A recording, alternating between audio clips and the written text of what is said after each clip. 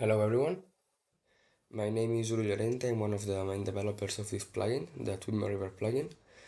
And on this video I'm going to explain you the basic functionalities this plugin has, how it works, the main files it contains, etc.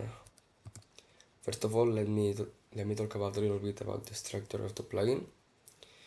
This plugin starts with an input phase where the user has two options.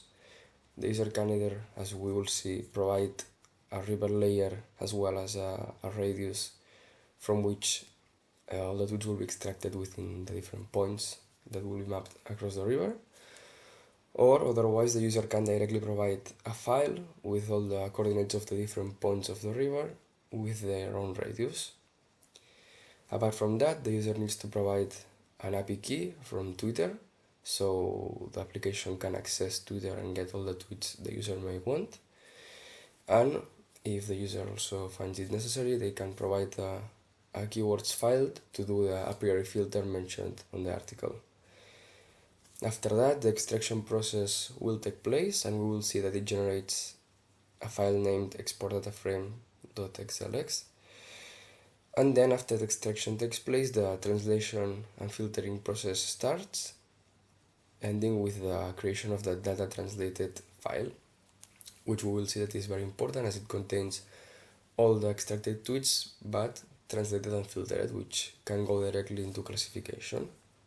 Okay, so right here now I'm in QGIS.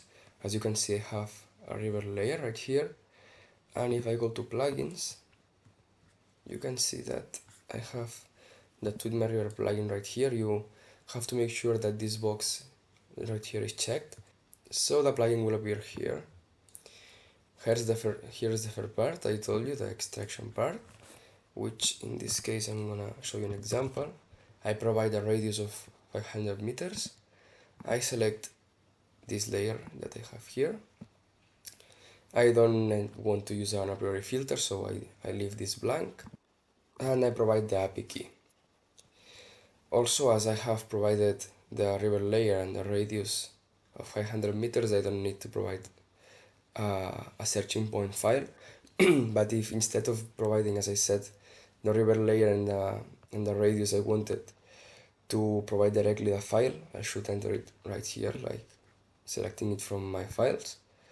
So now we can run the process, but before that, I strongly recommend you that you use the Python console that QGIS allows you to have.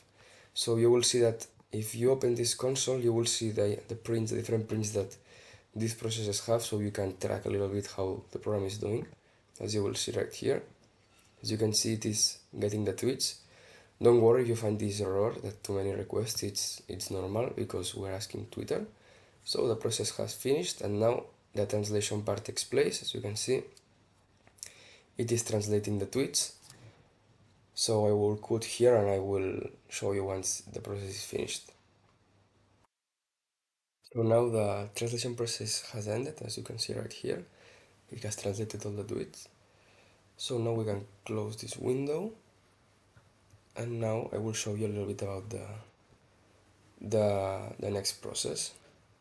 So the next part of the process is the training and classification part, where the user can either use our default training dataset or can use our template to use their personalized dataset that maybe they can take it from the data translated file generated previously.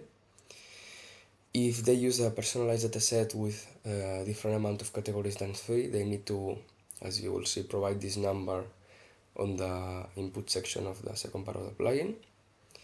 Then the user needs to enter the allowed classification error and select the output layer path, whether it is as a temporary layer or in a specific route inside the computer. Then the classification process takes place, generating the predictions file. Also generates other types of results in either the model analysis file and the points histogram file that can be used to represent the final layer, as we will see. So let's go to see how it works inside the plugin. Okay, so now let's see the classification part. We go right here. We don't want to use an additional training file, we want to use the default one.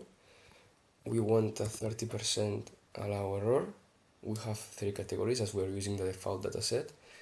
Otherwise, you should put a different number here, but in this case it's 3. We want to have a temporary layer, so now we hit run.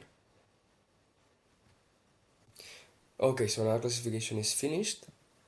We can close this window, as we can see, it generated an output layer where we can select these points and view their values. They have their coordinates, they have the amount of tweets classified into each category. In this case, this point has 4 tweets on category 1, 3 tweets on category 2, 0 tweets on category 3, and in total it has 7 tweets.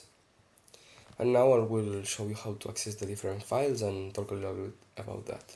So to access the files, we need to go to the folder directory here.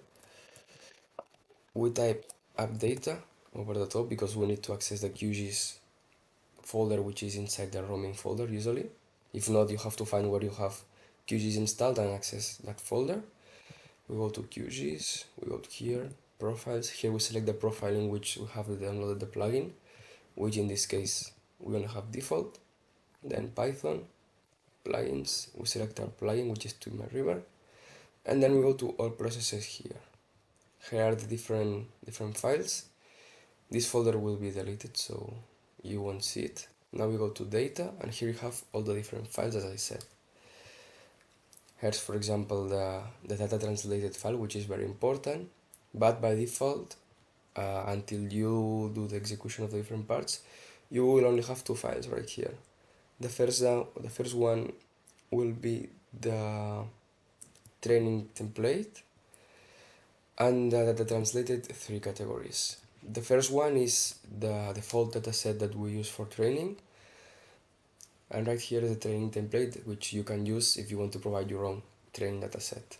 So that's it for the plugin. I hope you really like it, you find it useful, and you can contact us if you have any doubts through the different parts of this plugin. You will see this tutorial in the homepage as you have done. You have the book tracker and you have the code repository, and you can contact us by clicking right here. So as I said, I hope you find this plugin useful, and thank you very much for trusting in us.